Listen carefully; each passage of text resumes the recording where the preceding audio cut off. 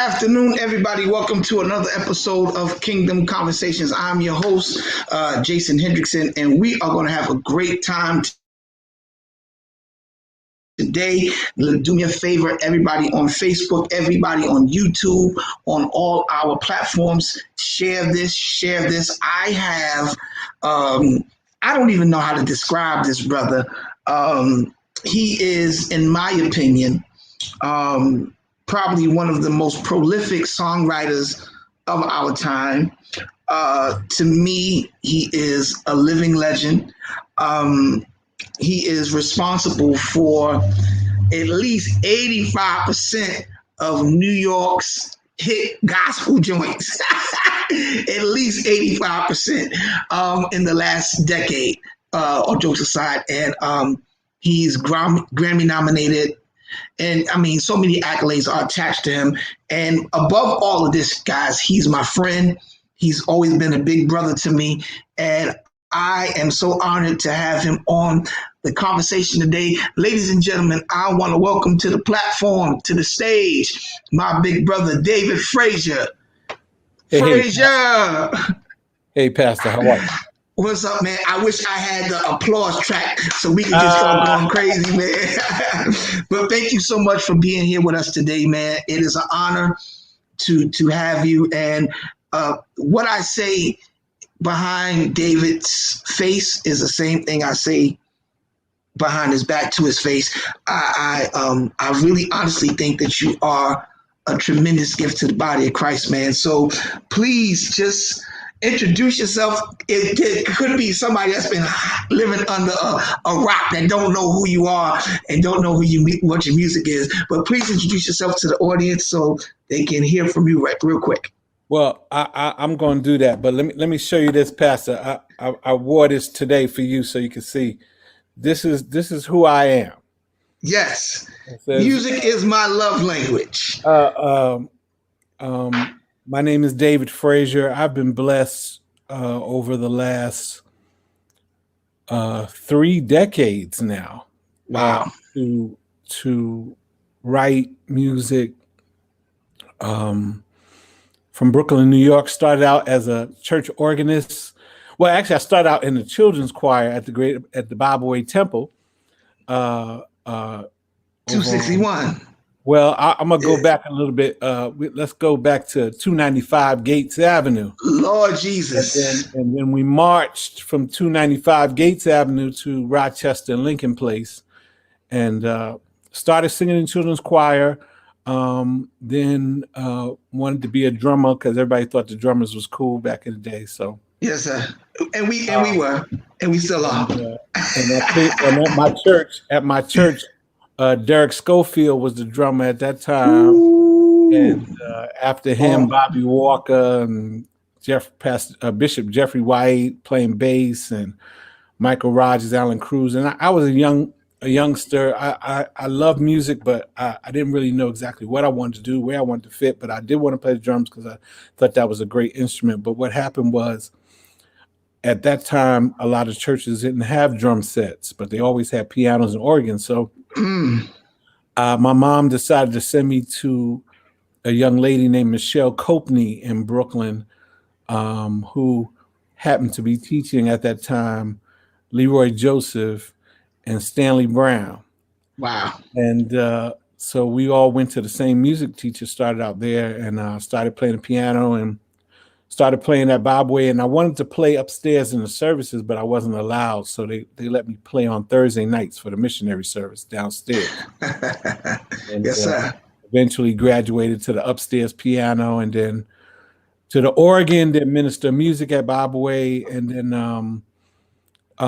was writing songs at Bible Way back in the day, writing television themes, radio themes, and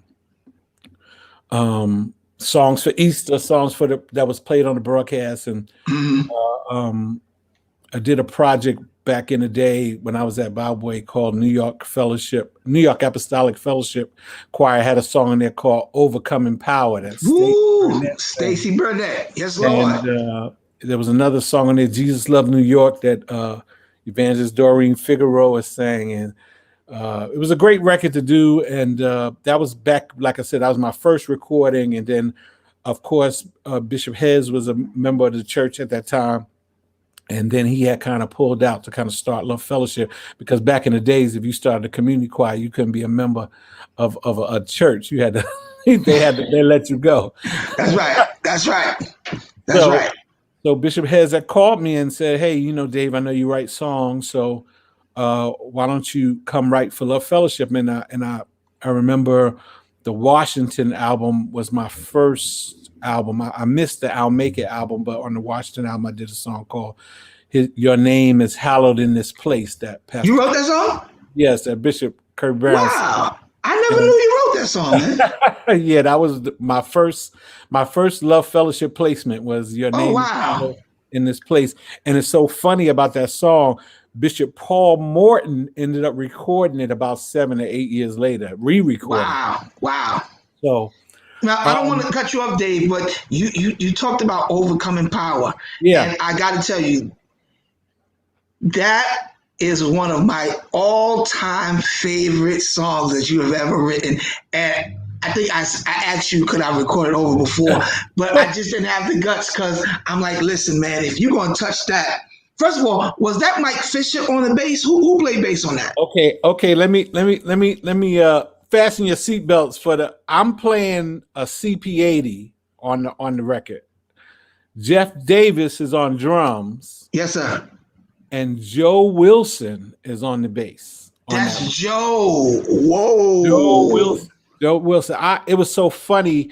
At that particular time when I decided to do the record, I had just kind of connected with Jeff Davis.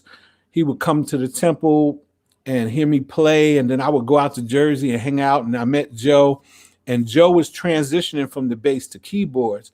But when I did this record, I said, "Hey, can I get y'all to come over? I don't have no big band, just Jeff, Joe Wilson, and I'm gonna play piano." And that was pretty much it. Everything else you hear is like stuff I did in the studio and stuff like that. Listen to me. That and a lot of people don't know Joe Wilson. Everybody know him for playing keys, but he's a phenomenal bass player and drummer.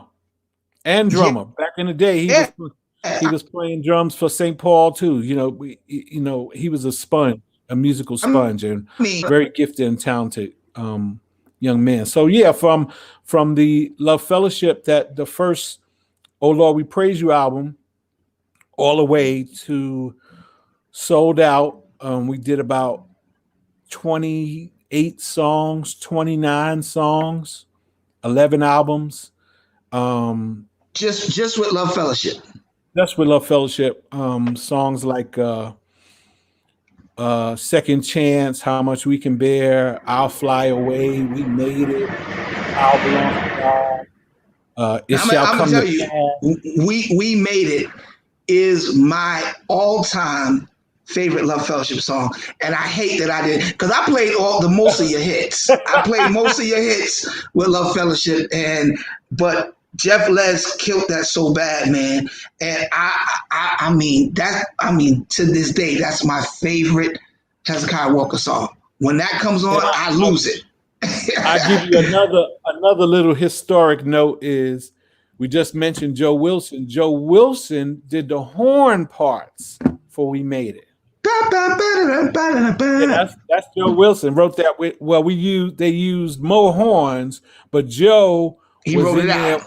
Yeah, working the arrangement on that record, because We Made It was the first song, and I Needed to Survive was the last song on that record. So that was an incredible record. So look, I know them pub checks is looking all right.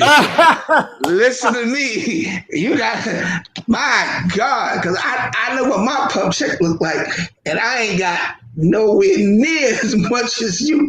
So the Lord is blessing you, Dr. Frazier. Won't you lift your hands and tell him thank you? Well, we thank the Lord that we were able to learn a lot about songwriting and publishing, the business, connected with great attorneys over the years. Yes. And then eventually, after almost 30 songs with Bishop Hez, another 60, 70 or so songs with other artists, Karen Clark Sheard, Yolanda Adams, Bishop T.D. Jakes, Colorado Mass Choir, Jonathan Nelson, Jesus. James Hall, Pastor Shirley Caesar.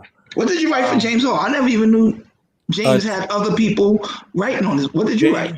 James did a Christmas album, and I did a song on that album called "We Three Kings." Just kind of an arrangement. Yes. So Okay. Jonathan Nelson and Purpose. Of course, Pastor Timothy Wright, the New York Fellowship record, We Will Wait with Timothy and Anacia on that. And a couple of little pet projects. My own Psalms, Hymns, and Spiritual Songs project. That gave you like His Presence is Here to Heal. Yes. Favor. God is doing something wonderful in me, and just different songs off of those projects. So we were able to kind of. Now, is that the one with Lawrence Matthews? Yeah, God is doing something wonderful in me. Yeah. Yes. That's a great song too. So it's just a little over about 130 songs, and out of the 130, I think I own outright about 125, 126 maybe. That's powerful. Now that you said that, let's get right to it, man, because you are a seasoned songwriter. How important is it for you as a songwriter to maintain your publishing? Because I was looking at a video of, who was it? It was just last night. DMX. DMX was on a show called Drink Champs with Nori.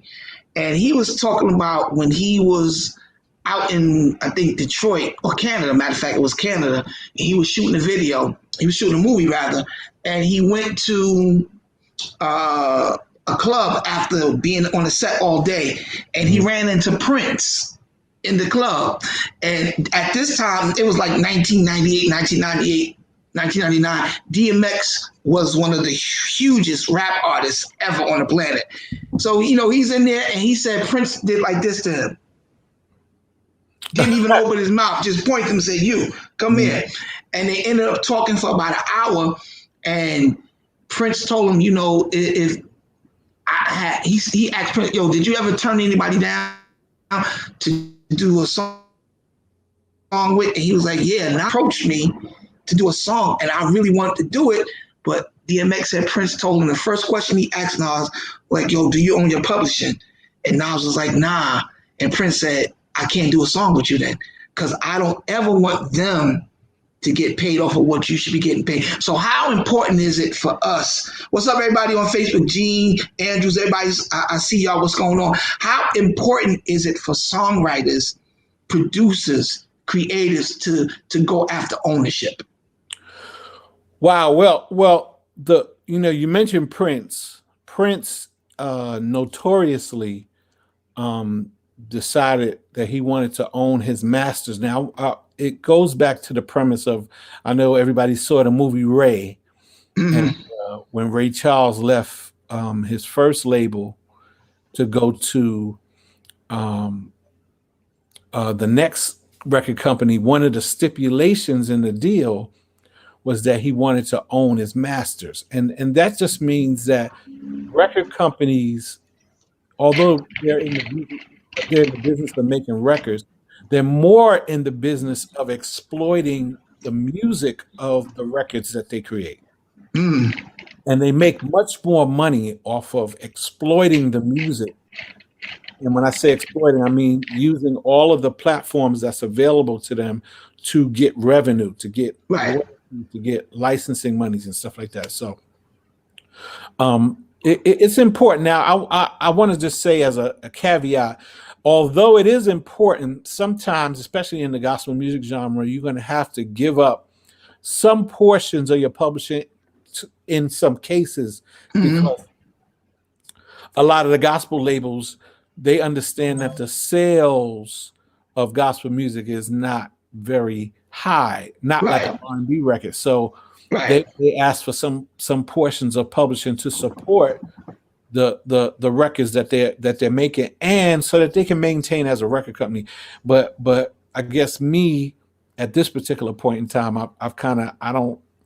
I've declined many A-list artists that have said to me, "Hey, I love this song, but 25, I need 40, I need 35," and I've had to say in a very nice way, although I appreciate the opportunity, I can't give away the real estate of my song. You just said something that's so powerful, because that's how I explain it to the younger cats. Because one of my first, and it's funny that you said Timothy Wright, God bless the Godfather. He was my first national placement as a songwriter, and as time went on and I started to get placements, I had an opportunity, man, with an A-list artist that was smoking hot. And they said to me, "We love it, but we want 75% of your publishing." And I said, I appreciate you, man, but I rate and see the worst songwriter to a label is an educated writer. Oh yeah. Someone that knows the business. If you're not excited and hyped and just like, okay, I can't believe I'm getting a song on this particular person's album, you'll jump in and sign your publishing away. And real estate is the closest way that you can have people understand. That's like me saying, Frazier, you my boy. I got this house and I got an apartment in the basement. And you say, well, I want to live there, but can I live there for free? Mm-hmm. Nah, brother, you got to pay for that space. I got one better for you. For you. Buy some land, own some land, and somebody comes over to you and says, "Hey, I want to own a portion of your land, and I want to own it forever. And I only want to give you what I think you deserve for the land, not what it's actually worth." Wow. So that's why I talk about it being real estate, because, now 20 years later, 30 years into it, I re-record tons of songs that I've cut on other artists, on B artists and C artists, because I own them. I can do what I want. And it happens all the time. And I know you mentioned the Grammy situation with Release. Release was recorded here in Macon, Georgia, where I am, at the church where I'm worship and fine arts director here. Okay. And, that was recorded in 2018. Ricky heard it in 2019, recorded it in 2020, and now it's nominated for a Grammy. So you owning publishing is the real deal. And I won't get into the conversations that I had about Release in regard to publishing, but of course I gotta just tell them, they ask you how much percentage of the song are you willing to give to the artist? None. Yeah. And if you got to pull it, I understand. Absolutely, because you know what, you just never know which one of your songs. You never know, because it's funny and cute when this guy does it, but if a Kanye does a gospel album and says, "Yo, Frazier," then it's not so funny no more. He has done with Power Belongs to God. Sunday Service Choir. The vamp of the song is Power Belongs to God. Yeah. So of course, it's good to have great attorneys, James Walker, Gary Johnson. My guy. You send that letter off, and he knows personally the attorney for Kanye. So it's like my inbox was going off and my emails was going up, and I was like, "Don't worry, saints of God, don't worry. All is well. All is well." I don't have any publishing issues, songwriting issues, licensing issues. And I don't even go at it from a perspective. If somebody actually does record a song of mine and stuff, I don't like sick attorneys on them and that kind of stuff. It's okay, because one of the great thing about publishing is if it belongs to you, you're always gonna get what you're supposed to get. Somebody has made a mistake. You just got to have the right people there to remind people of their mistakes and Exactly. kind of follow through with it. So it is. I want to just say to young songwriters that's out here, yeah, sometimes you might have to give up 20, 25, 30, 35 to get on a great record, to get placement, to get known. But after about the fourth or fifth placement, you got to kind of bring that back on to Yeah. Because let me tell you something, especially now with the streaming, and I tell cats, I'm like, listen, man, the only way it makes sense to give up an aggressive part of your publishing is if you're guaranteed the radio single. Well, how about this? Let me give you a different scenario. Okay. The best way to give up or to do an aggressive publishing deal is with an advance. Okay, I think that's better than radio because it actually puts money in your hand, and money in your hand, you can be creative with that. I'm gonna tell y'all, if you're a creative person, I ear hustle a lot when Frazier. There's certain cats when they talk, and when I'm in their presence, I don't do a lot of talking.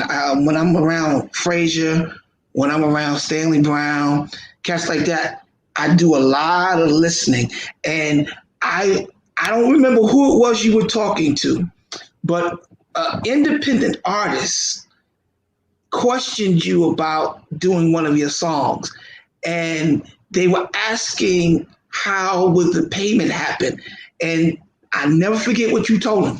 You said, so what I'm going to do is you're going to have to give me a report of the CDs every time you order it, because that's the only actual way I can audit the number of sales that you're doing.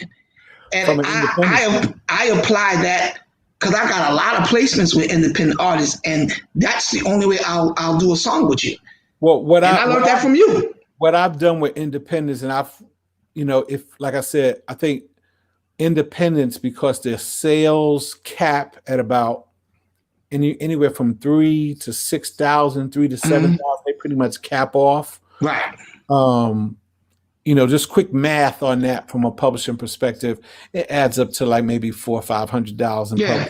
So what I do is if I do a song, I'll license the song, and I'll just say, you give me an advance, and then you don't have to worry about me no more. Because if it blows up crazy past the 7th, I might give you a call back after that. But right now, if you do the license and you do some type of advance, because like I said, money creates money. Right. It's a means of exchange. And it's also, for creative people, it helps me to do more music. It helps me to be more creative. Absolutely. So if you have the discussions, ask the questions. You never know. Somebody may say, hey, well, that advanced thing sounds cool. I don't have to do a whole bunch of accounting work and stuff like that for what it looks like. And then we good. And if it goes great, it goes great. I got a little money. You got a little money. We all good. Yeah. But I can't say that when you're dealing with the parent, big, huge conglomerates, that those conversations are the same. The conversations completely different and completely different. Sometimes people try to make you feel bad because you try to be efficient from a business perspective. And I'm not going to name any names, but a lot of the major artists feel some type of way when you say, well, hey, I can't give you that. I can't give you. I can't, or let's negotiate. Let's work out. Give me an advance. Right. Like they get offended. Yeah. So it's a funny little business. Our business is a funny business. Yeah. But we got to keep on doing it because ultimately we're blessing people, and that's really what it's all about at the end of the day. But the beautiful part about it too is the internet is leveling the playing field, and it's kind of taking the power away from, in certain aspects, the big machines. And I tell people all the time, if you're gonna do independent music, you have to have thick skin, because you're gonna hear a lot of no's before you hear yes, and you have to invest. You and I had a conversation the other night. I was like, yo, man, who's servicing your record? Because a lot of guys just put out music and never think post-production. Like, you have a hot record, but if somebody doesn't have a relationship with these PDs across the country, it's like you just have a hot hard drive. It's amazing. It's amazing that you now have to spend less on making the record. Oh, and yes. spend more on the marketing of the record. Absolutely. After the fact. And although I write for a lot of artists that are signed, of course I do my own music too. So it may cost me a couple of grand to make a great record, but it's gonna cost me $7 to 10 grand to get it out there to the hands of people. And then I got to do my own due diligence. I got to reach out to my friends overseas, France, Africa, Sweden, Germany, and say, hey, I need y'all to Spotify this to death because let me just give you this little quick scenario with the streaming. You only basically make a penny or a little less than a penny a stream. Amazon Music is paying a little more than a penny, and Spotify a little bit more. But after those two, everything is just under 1 cent. So sales wise, you want people to buy it if they're actually buying music, but most people are not buying. They're just streaming, adding you to a playlist. They'll play it. If they really like it, they may buy it. Yeah. So could you imagine giving up 30% of a penny, 40% of a penny? Catching a brick, catching a brick, man. And you said something so powerful, man. You got to get it in the hands of the right people. One of the guys that's working with me, my publicist is on here, Gregory Gay, out of Chicago, and I'm telling you, this record, I made a decision that. And you gotta have a real conversation with yourself. I have done as much for myself, by myself, as I could. And it was a ego check. I had like, yo, Jay, you need help, man. Like, listen, if you're going to take it to the next level, and my song Great Things just broke top 100. I've never done that. And that's because I have a team of people outside of myself that actually are experts at this. This is what they do every day. I play with it. I am the creative guy. I make music, I produce, I sing. But when it comes to that radio thing and, getting in magazines and on, blogs and all that, that's what Greg and these guys do. So I had to step back out the way and say, you know what? Let me move out the way, swallow my pride, and actually let the experts because you got to trust somebody. You got to trust somebody to do what they do. You're making that investment into these people, hoping that they'll have the results. And, we had the conversation about, radio. And like I said, radio now, there's some guys that are on the lower end. But now if you're going to do higher end music, you got to get higher end radio people with track records where they can show me, hey, these are the records that I worked. This is where these records have gone. Right. And then I look at it also too. I want to see the crappy records. I want to see how high they place those. Absolutely. Because if they're able to place crappy records, I know if it's something I got that I really feel strongly about, I feel like I have a chance. So, with some of the newer music that I'm doing, even a new single now, Never End, I wrote the song 4 weeks ago, and just decided to say, hey, I really feel a push to record this and get it out right now. I just need to do it now. So I just made a couple of calls, went in the studio, and farmed in some instruments, different cats. My phone didn't ring for that. He making all these calls. My phone ain't. And let me tell you something. I didn't know that you were doing drum tracks. Let me tell you something. I still got it, Frazier.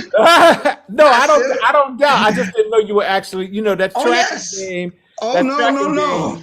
I'm very serious with it. You gotta be able to kind of, like I'm talking about. I make a call on Monday, and I had drums, bass, I had vocals. Absolutely. My strings was The in, next like day. all that kind of stuff. Oh So, yes.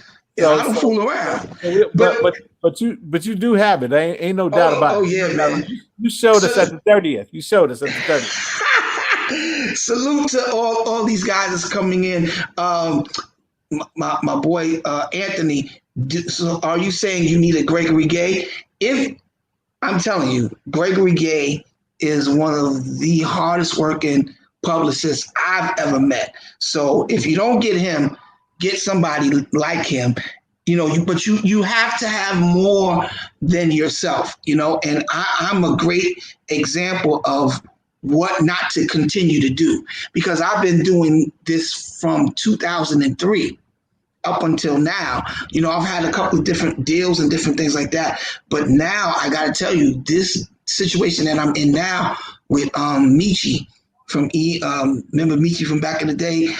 He got a situation called EMG. The way that these guys are working my music and the places that Greg has my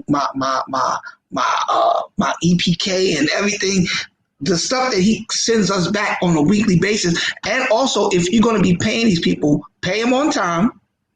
And please learn how to read these reports, because you'll be getting these radio reports and you'll just be looking at a bunch of numbers and you think that you really making moves. No, and you need to understand the analytics about these radio reports. It's so much more than making a hot record.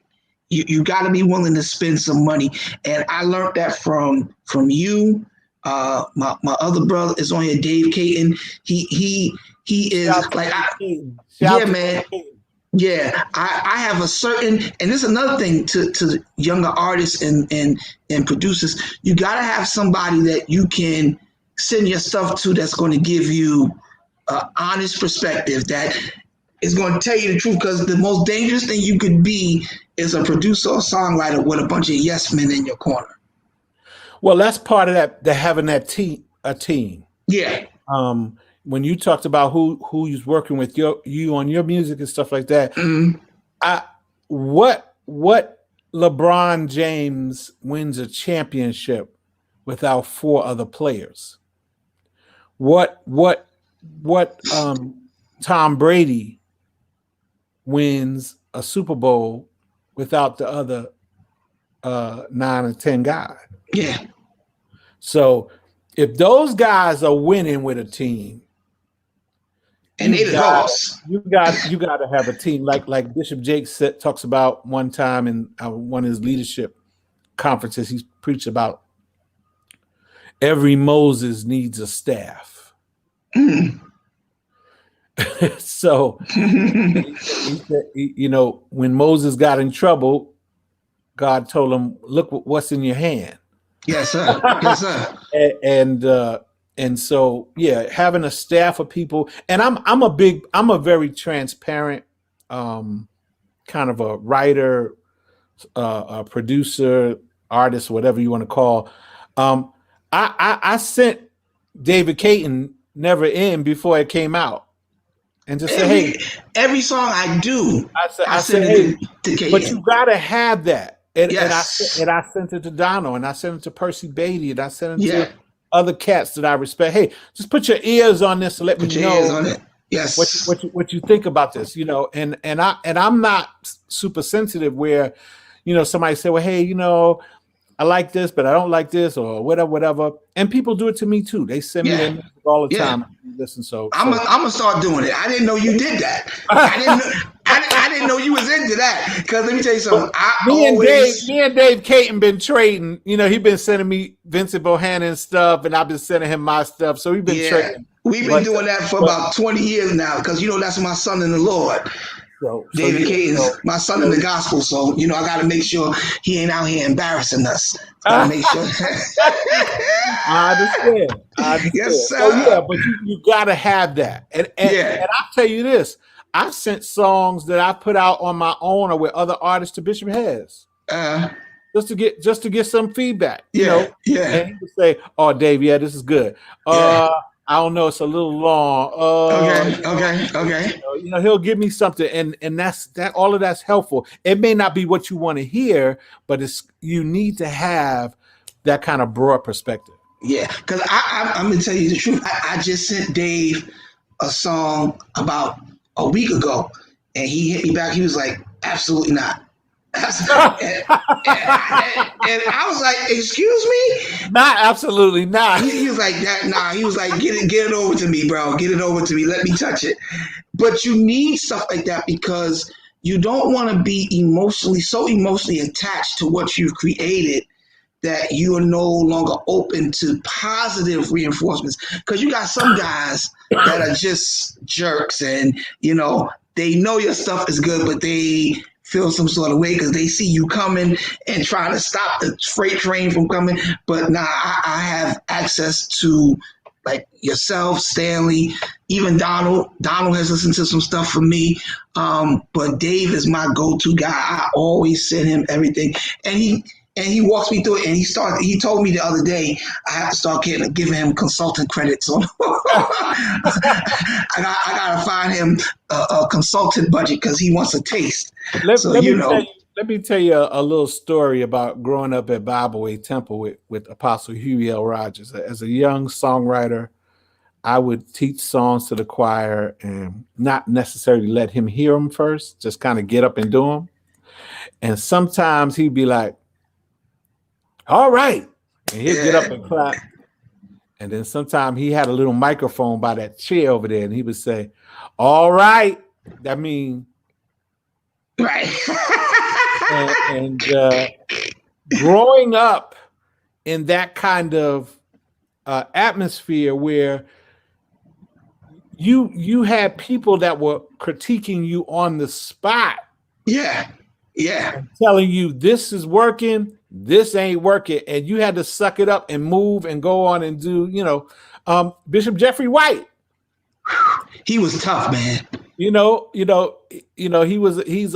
a hard taskmaster, but now let me ask before you go. Since you talk about Bishop Jeffrey White, because I've heard stories and I want the truth on Kingdom Conversations. Is it true? Now this ain't what I came here to talk about, but since you brought his name up, is it true that Bishop Jeffrey White would take his shoe off and throw it at y'all in rehearsal if y'all wasn't singing and playing right?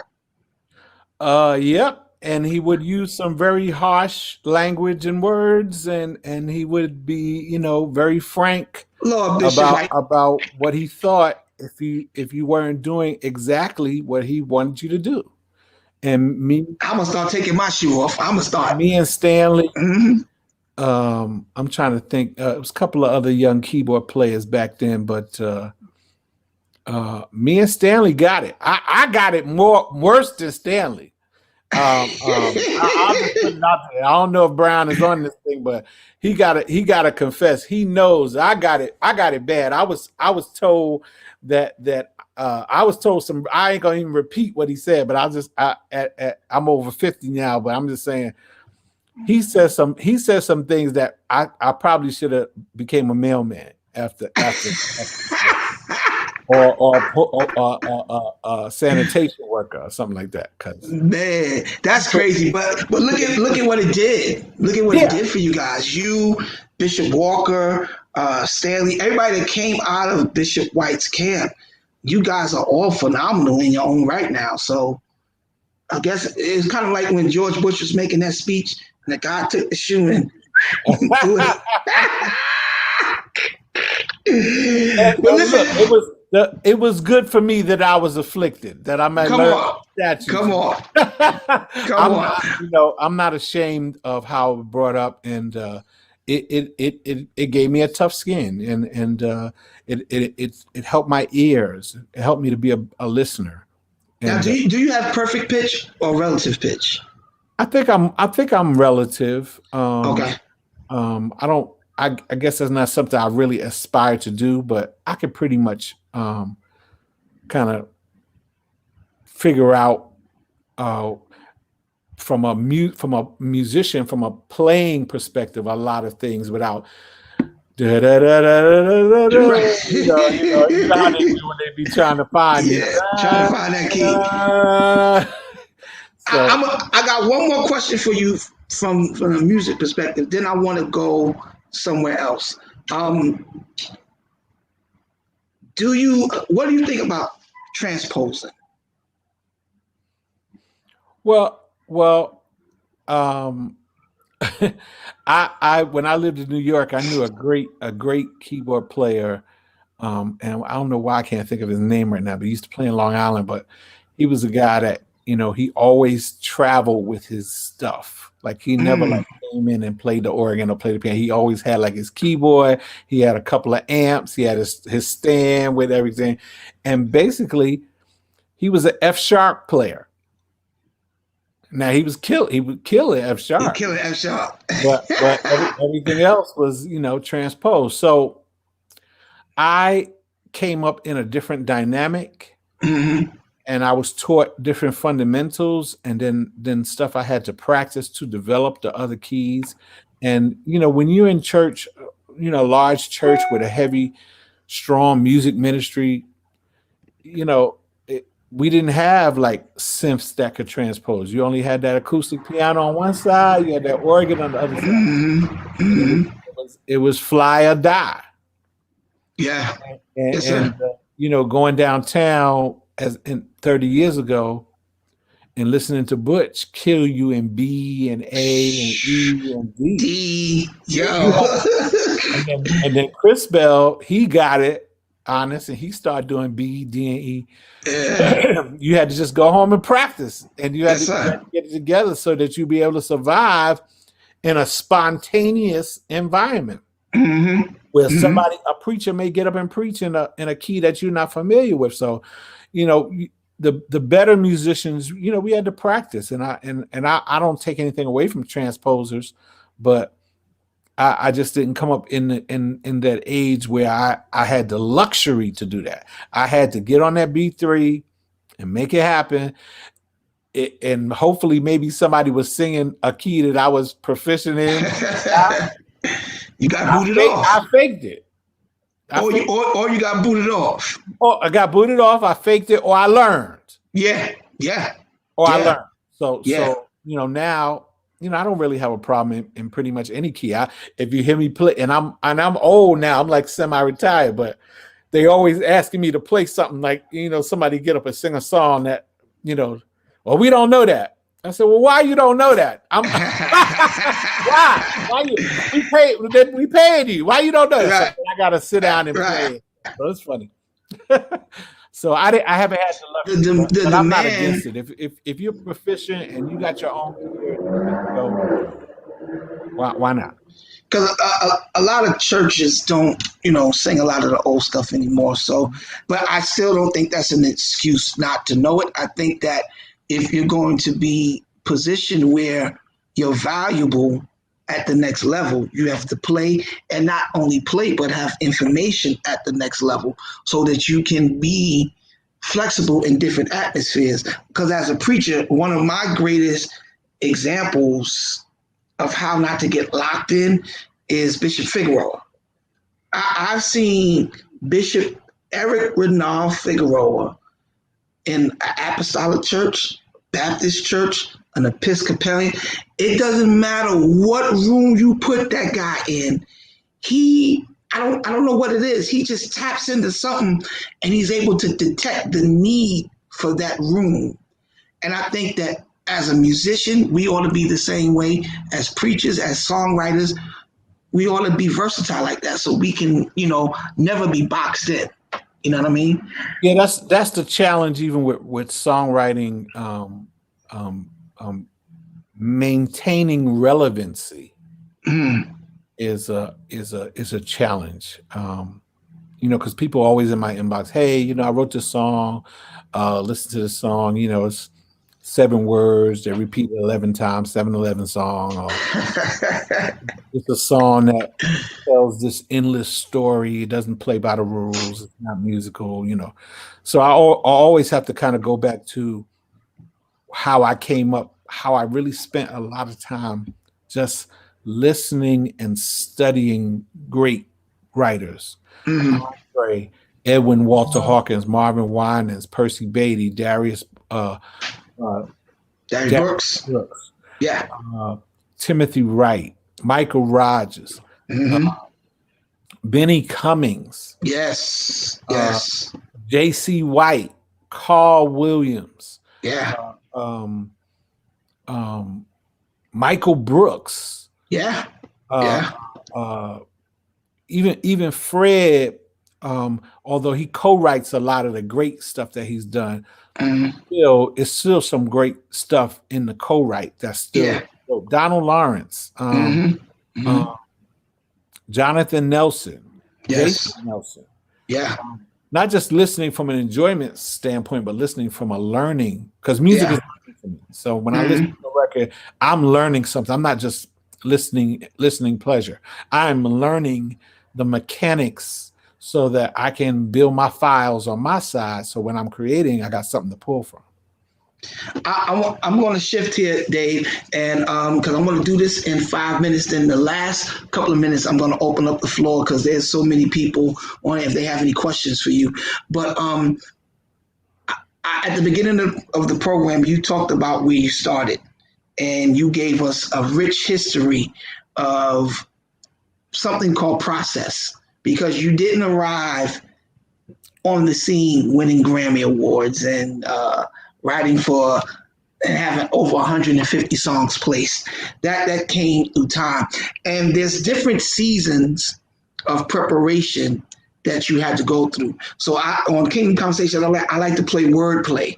So I'm going to name 5 different seasons, and I want you to expound on it in 1 minute. All right? First one, season of affliction. I think for me, it was transitioning from a larger ministry that I felt wasn't really sensitive to the needs of musicians, and then going to a really small ministry, and at the small place writing music that affected the world. Wow. So that was a transitional time, but I think also too, affliction is God kind of has a way of, when you're going through, to connect you with people to help you transition. If you are hurting, or you are mentally not where you need to be, spiritually not where you need to be, they can minister to that. And I praise God for, leaders that were in my life at the transition point, Bishop David Wallace, Elder Cordelia Wallace, small church, but transitioning from a big church to a small place, and then writing "Call Belongs to God," "I Need to Survive." We made, those songs, "How Much We Can Bear," "I'll Fly Away," those tunes in that time, the Shekinah records and stuff like Yeah. that. Yeah. Yeah, but that was birthed out of coming to a place not being whole, but being very broken, needing ministry, needing to understand, get a different perspective. And that, I actually wrote my book on music ministry, Sent for Me a Minstrel, when I was there as well too. So yeah, it's different anointing, different prayers, that prayer life, different consecration life, different church hours spent, prophetic hours spent, preaching time spent, really understanding the word of God, really understanding what it means to be a leader. Yeah. Okay. Got you. The next one, a season of correction, when you had to accept the fact that, again, you as a minstrel, you as a songwriter, producer, a gift to the body of Christ that receives so many accolades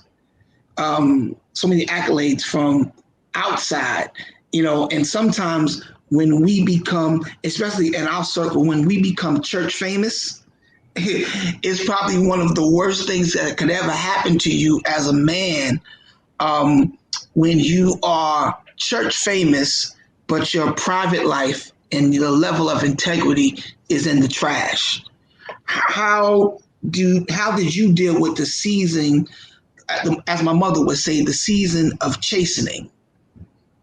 Well, I think one of the things that I personally adjusted to, I think anytime that and I've gone through a time of correction, um, being silenced and those kinds of things.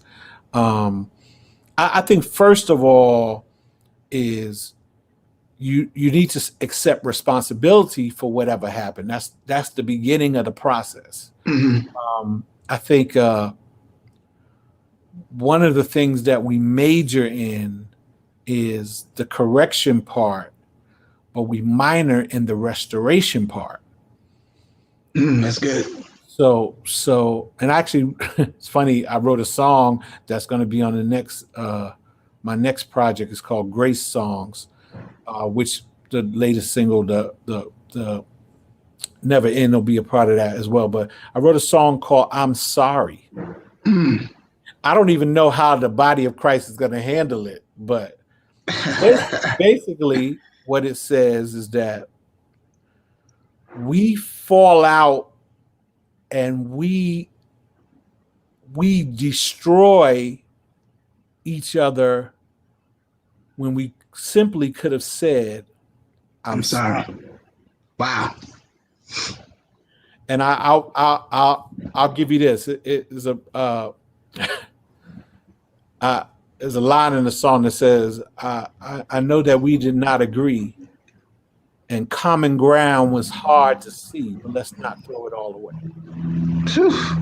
So again, I just when you start talking about, correction and those kinds of things, I just think, one of the things, first, accept responsibility, and then hopefully you're in a place where there's a path to restoration. Yeah. Because I think it's so crucial that we are around people, and Dave Caton is the king of one-liners, and he always tells people, and I got to give him his credit publicly, especially when it comes to us that are, I'm still settling with them calling us OGs and stuff like that. You know what I'm saying? Calling me Unc and OGs. But one of the things that he always says to the younger guys, he's like, yo, my job is not to compete with you. My job is to help complete you. And when you're around people that are correcting you, not because they want to kill you, because it's just like you can get cut by a surgeon or a murderer. They both cutting you, but the intentions are completely different. The murderer is trying to end you, and the surgeon is trying to save you. So I think it's very important for us that are gifted to be around people that are not impressed with our gift more than they are our integrity. And, and I think correction builds integrity. Absolutely.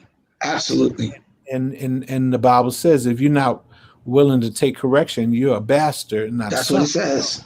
That's what it says. And I think mature people understand the value of having people that can say to you, hey, you're going too far left, come back in. You're going too far right, come back in. Hey, you should take a break. Hey, you should, come see me, talk to me, pray with me. I think those things are invaluable. Here goes one that I notice is going to get good. A season of credibility. And for scripture, I want to give you some scripture for this one. 2 Timothy 4:5. But watch thou in all things, endure affliction, do the work of an evangelist, make foolproof thy ministry. Building credibility, because so many people now, Frazier, and this social media stuff, man, has given a voice to the voiceless and given a platform to people that have no credibility. How do you develop or go through a season when your credibility is being built? Well, I think one of the things that is key, and you talk about David Caton. One time, me and David Caton was have a conversation. He called me up, and he was kind of asking me to respond to some things that he felt was not fair to me, or Mm-hmm. or some things that he felt like was done to me unjustly. Mm-hmm. And Johnny Cochran, David and, Clayton. and then, you know, we start talking about one of the things that God gives us, and Dave said this too. Being a creative is something that nobody can take away from you. Mm. And when you create on a high level, it will tell off on you. It will Wow. it'll secure you. It'll put you in places that you never thought you'd be. But don't get so discouraged or caught up in what's happening around you that you Mm. stop being a creator. Wow. That is something that God, when He breathed into us, He breathed the breath of life. That was the creative life of God that He put inside of us. And The Numa. at the point that we get into everything that's going on around us, we can't create efficiently. Mm. We have to focus back onto what the thing that God gave us that nobody can touch. Nobody can do anything to remove that. So I never really got into a whole bunch of trying to, prove to people that I'm a good writer or prove to people I'm a good musician. No, I'm gonna keep writing. Mm. I'm gonna keep practicing, and I'm gonna keep learning. And in the process, hopefully, I often say this: bless as many people as you possibly can. Look, this is what it's all about. I'm just here to bless as many people as I possibly can. What do Well, you? you ain't doing too bad, Frazier. But You I'm ain't just doing too saying, bad now. because the question then is asked, if someone else is, feel some type of way, man, I'm really focused on creating. I'm really focused on trying to be a blessing, because I think you have a reason to be here Yeah. when you're out to bless people. You And have a purpose. somebody called me yesterday. Was it yesterday? Yesterday it was no Saturday, and they were telling me some stuff that somebody was saying about me. It was negative, and I just looked at them and said, I don't live at that level anymore. I know that anything that's going to have power requires a negative and a positive. You will never go into a store and find a battery with a negative and a negative. That battery will have no power. But if it's going to work and be effective, it has to have a negative and a positive. And above that, I've never seen an elephant respond to gnats. Yeah, it's too big. So, And your attention, you have to be really careful about focus. yeah, um, yeah, because at the end of the day, the enemy's design, life's design, is to just get you focusing off of what you should be focusing on and onto other things that are not going to be a blessing to you or to others. So I'm real big on that, and from a writing perspective, um, I understand the business, and I understand what people are listening to now, and I understand all that, but really at the end of the day, I really want to say something that hasn't been said, and I want to bless somebody that hasn't heard it. Last one I'm gonna give you, and then we're gonna open the floor for questions. Um, Seasons of disappointment, because as a creative, as someone who lives by faith, because if you're going to do this, you really have to have in faith. You have to have a level of faith in the God that you're writing about, in the provision of the God that you're writing about. But there are some seasons when I have been, and anyone that is striving to do things at a high end have been extremely disappointed. And one thing about church has taught us how to be ostentatious, how to look like all is well, but all ain't really well, and how we can come in and play, sing, and preach. but go home and stuff is just messed up. How do you deal with the seasons of disappointment, and how do you keep going? Well, I think that's the key. I think anytime that you, I recently saw some peers of mine having some issues regarding mental difficulties, spiritual difficulties, management of emotions difficulties, and those kind of things. And these things are going to happen to people. These things are going to happen to us. I think that this never ends song, the vamp of the song says, I won't get tired, I won't give in. You gotta just decide to keep going, and you gotta put things into your path that inspire you, encourage you, increase you. Um, I think one of the worst things that you can do as a creative is to l- live well off your accomplishments in your present.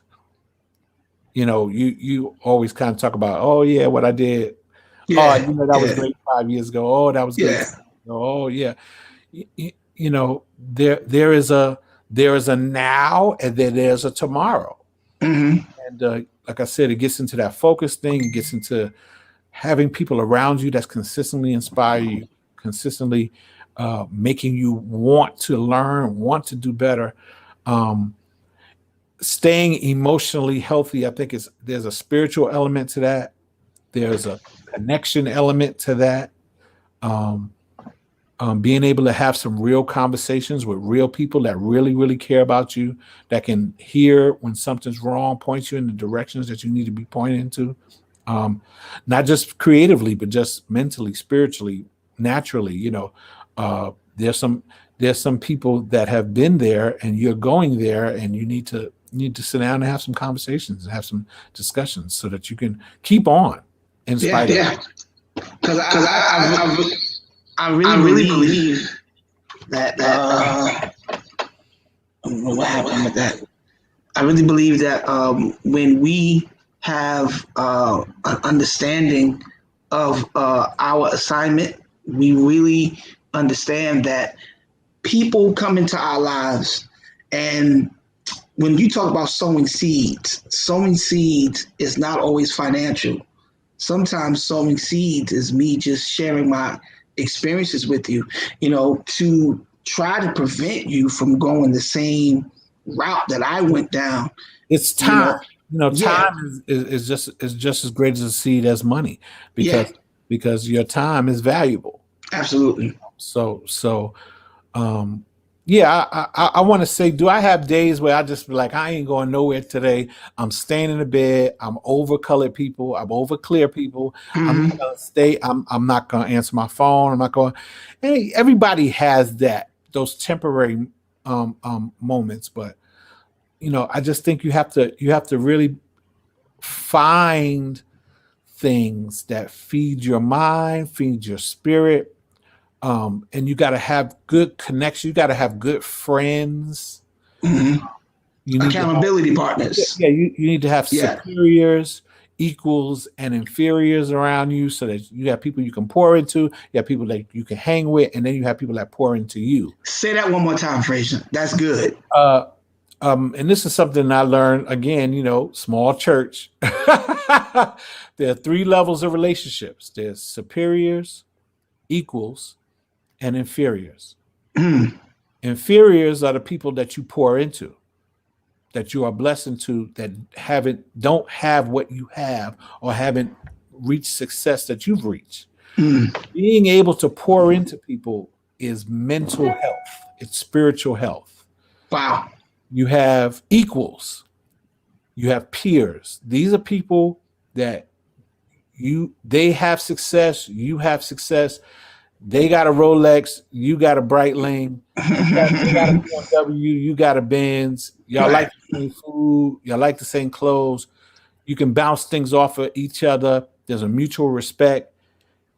Knowing them blesses you. Them knowing you blesses them.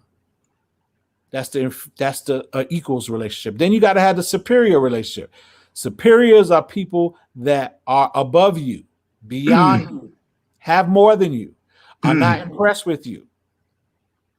That's And good. what they give you will help you to be a blessing to somebody else. So, yeah, That's powerful. You got to have that. Listen, man, David Frazier, this has been incredible. And we're over our time, but I did not mind going over our time because, again, I'm blessed to have access to, people like you, Stanley, David, Kate, and different ones that have really made a mark on my life musically. Because, again, I was playing drums for Bishop Walker when a lot of those hit records, man. I remember you coming down to the basement at the Beulah Parish House, and then over on Pacific Street. And it's just been an honor. And I tell you, man, one of the songs that people are still talking about is 27. Well, you probably wrote it before you taught it to us, but we recorded it 27 years ago. And these young cats are using it in drum sheds now. How much we can bear, it just won't go away, man. One of my young guns, this kid named Aaron, he just did a cover of it at NAMM before this whole pandemic broke out. And when I tell you he killed this joint so bad, I was like, yo, you make me want to go back and play it and do a cover now. But man, thank you for everything that you've done.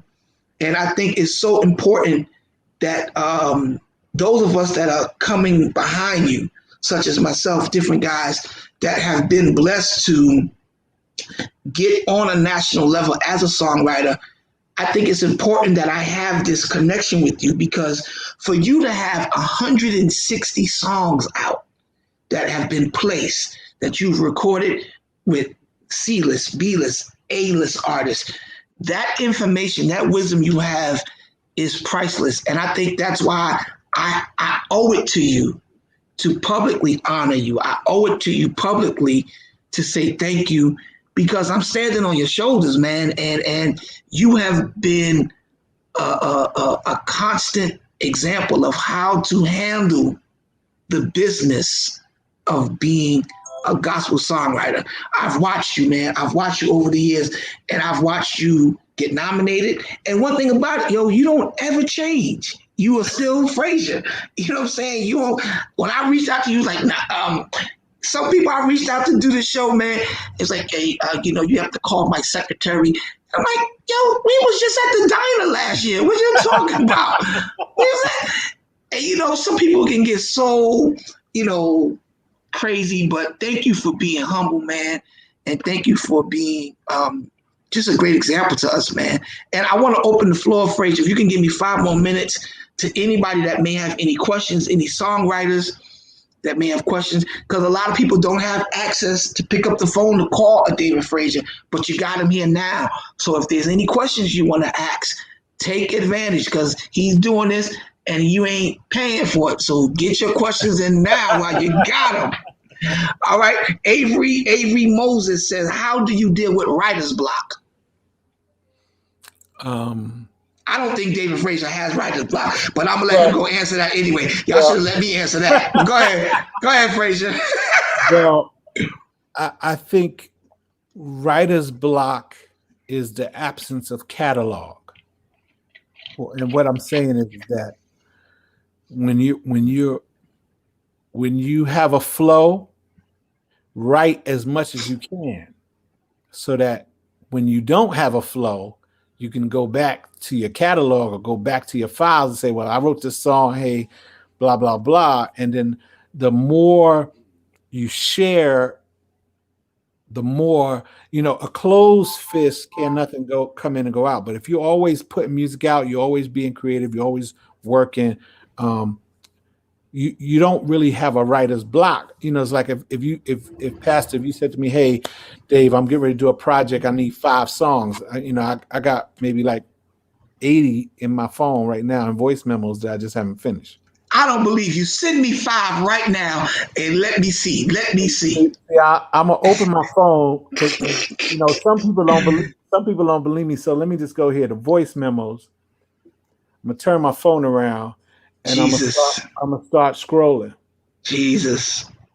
No, I just wanted you to send me. The I just phone wanted is you still to. I going up just and wanted down. you. I just So wanted you to send me some songs. I believed you, but I just need some new material. So I just wanted you to send me some yeah, songs. I mean, you gotta, sometimes God sovereignly gives you things that are timely that you Mm, that you may, you feel impressed to record. But when I'm not pressed to record and I'm feeling creative, I'm still writing because you never know when someone else is needs. So writer's block, my conversations with people like Kurt Carr, Donald Lawrence, and Kurt Carr once said to me, I only do an album every 5 years because it gives him time to create songs that he really feels really, really good about. And I'm a little bit different. You give me 5 years, I'm gonna give you 200 songs, and right. you just kind of pick. I'm a different person, but Right. yeah, I think writer's block is when you're pressuring yourself to create. Mm-hmm. And I think creativity is a flow. Yes, sir. It's Yes, sir. it's not pressure. It's Yeah. it's you driving along and whoa, that's nice. Let me pull over. Mm-hmm. And then you leave it alone. You keep on Yeah. going. You go to the cleaners, you go, Yeah. and then later on, you come back to that. You say, "Ooh, that was nice 3 weeks ago. Let me go Uh, back and put some yeah. gravy on that." So And definitely, I'm telling you, your phone, those voice notes will save your life. And another thing, I think you got to live a little bit too, because the more you go through, the more you have to write about. I know for me personally, I had to stop writing as much as I was writing because my songs were getting really simple and I just wasn't pleased with it from a lyrical standpoint. And I stopped and I just started looking at what I was going through, what I was living through. And I started actually writing about what I was living. And it becomes, we giving this guy so many props today, but David Caton, he got so many of these one-liners. He always says, what's from the heart touches the heart. You know what I mean? And when you write things from your experience other than just making the words rhyme and all that, because you have a gift to be a lyricist, when you write songs that's really from your heart and from your experience, it kind of removes that writer's block too, because it's really, there's certain attributes you don't know about God until you have to go through certain things where you need. and I want to just add. I want to add to what you're saying. Um, You can heal them. I think we have some internet issue. No, go ahead. We good. Yeah, I was going to add to what you're saying. I also try to tell I do a lot of these songwriting seminars and workshops, and people always ask, different questions about the function and the process. I always try to tell people, become a student of the music. Mm. That's going to take you places musically that will leave other people guessing and wondering. And I am a student today of the music. Yeah. I'm a student of music. So I'm always learning. I'm learning from Cardi B. I'm learning from Frazier, you uh listening to Cardi B? yeah, I mean, you don't Nah, have to listen, nah, nah, nah. real long. You don't Now have to listen real long to I hope you understand ain't what's listening to WAP. Now, the blood be against well, you, well, David well, Frazier. one of the things that's so interesting about R&B music, its ability to sell a thought in redundancy, in repetitive thought. That's so true. So when you're writing, you need to have some repetitive thought because it also helps sell the content of the overall Mm. song. So when I'm listening to music, and I listen to a lot of different things on different days. Sometimes I spend time going back and listen to a lot of the older stuff, of course. And you mentioned How Much We Can Bear. It was amazing going to Sweden and hearing their band play like everything we play. Yes. their bass player play like Reggie Parker. It's like Yeah. okay, they like it's like golden to them, but Yeah. they are students of it. They're sponge. Yeah. So, I want to just say, if there are any writers, any creatives on here, become a student of what you want to perfect. Become a student of what you want to master. That's so good. That is so good. Listen, the questions are coming in. I think we're gonna have to do a part 2 with Dr. Frazier because this is getting so good. I'm gonna do one more question, then I'm gonna let him go because David Frazier has a new single out called "Never End." It is phenomenal. Phenomenal. Because music is my love language. That's why. Come on here. Now I want to tell y'all that's not all things, honey, but y'all still support it. Yeah? Y'all still buy it if he's selling it, because I am doing David Frazier's T-shirts and his merch for this amazing single. Let's talk about it. So your package is gonna be there tonight by 9 o'clock. Okay, well let me get up. I gotta get up and get something for the people. Let me get something for the people. But yeah, the new single.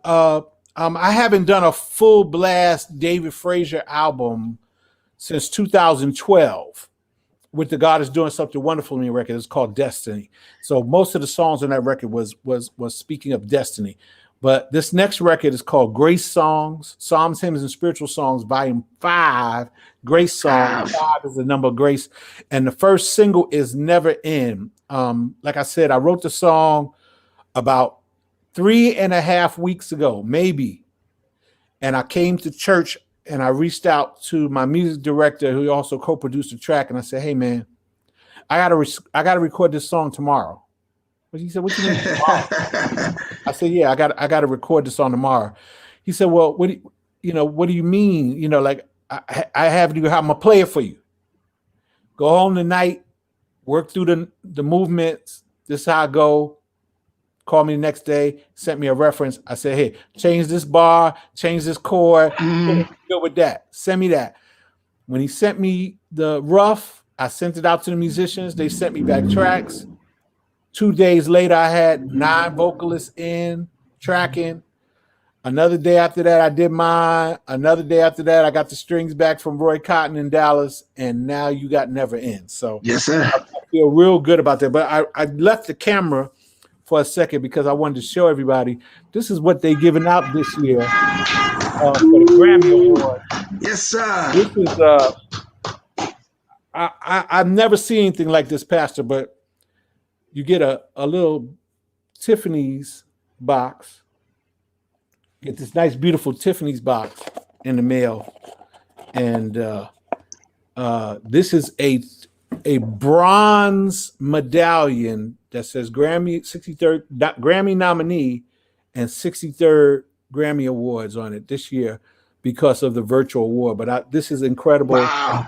I don't think they've never done this before, and this is amazing. So I just wanted to show everybody that. Man, congrats, Frazier. You deserve that. The Lord's doing. Man, you deserve that and so much more, brother. And I hope you the one that brings it home. I hope Ricky brings it home, man, because you have been, again, such a great example to all of us in the kingdom, man. And we celebrate you, man. No one on this line is a player hater, secretly wishing that you lose. Now we are screaming your name, man. And another thing, guys, you need to become a member of NARIS so that you can start voting when things like this comes up, NARIS, become a member of NARIS, ASCAP, CSAC, BMI, Sound Exchange, Harry Fox Agency. That's a whole nother conversation. That's a whole nother. Yes, sir. Yes, sir. I've been trying to get with them, Doc. Maybe you can help me out. they want you to have a placement, so you got one now, so you should be able to come through there. And definitely, you all. Get Never End. I think it's a great song. Yeah. It feels good. It does what good songs do, I think. It don't give you too much, it don't give you too little, give you just enough. And probably by the beginning of the summer, great songs will be ready. We're getting ready to shoot a video on Sunday for Never End. I'm not going to tell you about that, but you'll see that. That'll be, and I'm going to have on some All Things Apparel Never End. Yo. And we're gonna make them available to everybody. You can just get you a Never End. Listen, if your worship and your praise will never end, why not wear a Never End T-shirt from All Things Apparel? Why not? Why not, man? And it's a dream come true for me to be partnering with one of my musical heroes on this particular project. It's a great song, and you know, a lot of people tease me. They say, Hendrickson, you only support those people that you're working with. If I was working with David Frazier on this or not, it's y'all, those that follow me, you know, when people put out stuff, I'm one of the first ones to blast it, one of the first ones to post it, and he never has to even ask me. All I have to do is see David Frazier doing something, and I'm automatically going to support, because that's what he does for me. And he has been a major supporter of my company, All Things Apparel. So for us to be doing this with him on this new single is so dope. And people are asking, what is NARAS? The National Academy of Recording Arts and Sciences, and it's NARAS. NARAS. NARAS. NARAS. NARAS. NARAS. Not IS. NARAS is a terrorist group. Listen, if people want to get to you, Frazier, I promise y'all I'm going to bring David Frazier back, because the response has been overwhelming today. But I got class in a little while, y'all, and I have to do my homework. My professor does not play, and I don't know why I always wait till Monday to get the homework. I guess I like working under pressure, but I got to get my homework done, y'all. So David Frazier, if anybody wants to book you, if anybody wants you to write a song for them, how do people get in contact with Dr. David Frazier?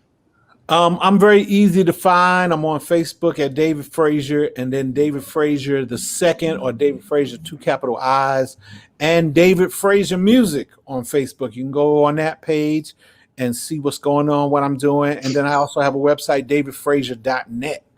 Instagram, David Frazier 1, and Twitter, Dave's Lyric. So yeah, I love to listen, love to answer any questions. If I can help somebody, if I can be a blessing to somebody, I will do that as much as I possibly can. Again, Dr. Frazier, thank you so much. And I'm going to go into, 43 days of fasting and praying, so that the next David Frazier project, I'm going to be playing drums, leading the song, doing a duet with you, something, man. I'm gonna work something out, Pastor. It got to happen. I watched the video you playing the drums the other day. I said, look at Pastor J, still got it. Do you still hold that? You still just hold like that? This. I got the thing on my finger to prove it, Reverend. and you know, it's fine, but as soon as I start playing, it rips my skin wide open, man. So. But it's Gerald, big shout out to Gerald. Gerald taught us how to do that, because when you hold the stick like this, with me, I got cramps really bad in my hand right here. You know, because I'm doing concerts for 40, 45 minutes, jumping and shouting and all this, I got cramps. So Gerald said, start holding it like this. And that's how I started playing my whole career, holding the drumstick and just like this. You still tight. You're still tight. Yeah. You still know where the Brooklyn Bounce is, bro. You already know. You already know. Find it. You already know. On the one. But yo, everybody, let's thank God for David Frazier. Let's download his project, get his new single, Never. Look out for the new video. Look out for some more great things coming from him. And congrats on the Grammy nod. And we're praying that God, you bring it home, man, because I don't know nobody that deserves it more than you, man. And big shout out to Ricky Dillon and everybody else that records David Frazier's music. Bishop Hezekiah Walker, everybody else. We love all of y'all. David Frazier, we'll talk to you soon, man. Thank you so much. Love you, man. We'll talk soon. Thanks for having me today. Yes, sir. Listen, y'all, that was my boy, David Frazier. And I mean, he is a legend. He is someone that we all have been blessed by his music. Let's continue to pray for him. Let's continue to push him. Let's continue to buy his music. Don't just stream it, buy it. download it, buy it, do it all, because I think that he is somebody worth supporting. And I want to take time out to do a social media shout out. I see Devin Diggs on here, Nisi Moses, Avery, Karen Rogers, my brother Jason Moody, my boy David Caton, Big June. Big June was tagging everybody, telling them to get into Kingdom Conversations with Pastor Jay. So big shout out to my brother, Big June. I see Lindsey Williams on here. Again, my publicist is on here, Gregory Gay. Thank you so much, Greg. I love you, man. I sent you a Holy Ghost handshake. I hope you got it. Praise the name of our God. Hallelujah. Some of my members are on here, Soraya and my brother Gene Andrews from Atlanta. Amen. I mean, Big Danny Ford from up top. I appreciate you. Who else is on here? David Frazier. Who else? I wanted to give a shout out to my boy Ant, aka Deep Cover. Who else? My boy Chuck Sherman is on here. That's my brother. My dad is on here, y'all. Everybody that tuned in today, man, thank you so much. Karen Rogers, thank you so much. Everybody tuning in. Kevin Stansel, everybody was popping in. Superior Edwards, everybody, man, thank you so much for tuning in. Listen, Lindsey Williams, my brother, love you, man. Listen, next week, y'all don't want to miss Kingdom Conversations. If you have not seen the show, The Rev, on USA Network, my guest next week will be the one and only Bishop Richard Hartley from the hit TV show, The Rev. We're going to talk about that black nail polish and everything else, about him making a transition. Gus, my brother, Pastor Justin Cunningham. What's up, Pastor? I see you, man. Everybody's coming in. But Bishop Richard Hartley is going to be here next week with us, and we're going to have a good time. Bishop Hartley is one of the nicest guys you will ever want to meet, one of the most funniest guys, but he is somebody that has made an impact and now has shifted from just doing concerts in churches and on the road to now having a national reality show. So we're going to be talking with him. So I want you, and if you guys are interested in getting some All Things Apparel, here goes one of my new shirts, the Kingdom Conversation shirts. We got the Lion of Judah hat and hoodie. Man, we got so much stuff. Y'all see it. It's online. We got the coats. We got everything that you need. Support All Things Apparel. Keep coming into the Kingdom Conversations. And right after Richard Hartley, our guest is going to be Pastor Sam Franklin. And if you have never heard this woman of God preach or sing, I'm going to try to talk her into singing something for us, y'all. But she is just amazing.